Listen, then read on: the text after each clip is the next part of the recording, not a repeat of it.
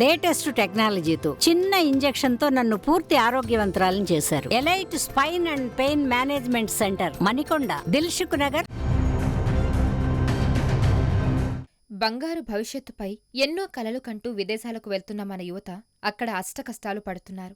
తాజాగా కంబోడియాలో తెలుగు రాష్ట్రాలకు చెందిన యువతీ యువకులు రోడ్డుకెక్కారు. సింగపూర్లో ఉద్యోగాలంటూ యువతను ఆకర్షిస్తూ ఆ తర్వాత కంబోడియాకు పంపించి తమతో బలవంతంగా సైబర్ క్రైమ్ చేయిస్తున్నారని ఆందోళనకు దిగారు. మా పాస్పోర్ట్స్ మాకిస్తే తిరిగి మా స్వస్థలాలకు వెళ్లిపోతామంటూ నినాదాలు చేశారు. దాదాపు 300 మంది భారతీయ యువతీ యువకులు ఏజెన్సీల దగ్గర బైఠాయించారు. తమ నిర్వాహకులకు వ్యతిరేకంగా తిరుగుబాటు చేశారు. వారిలో 150 మంది విశాఖకు చెందినవారుగా గుర్తించారు. వారంతా గత ఏడాదిగా కంబోడియాలో చిక్కుకుపోయారు. అక్కడ చైనా ఆపరేటర్లు వారితో బలవంతంగా సైబర్ నేరాలు చేయిస్తున్నారు. ఈ మేరకు వాట్సాప్ ద్వారా పోలీసులకు వీడియో పంపారు బాధితులు. దీంతో పలువురిని అరెస్ట్ చేశారు.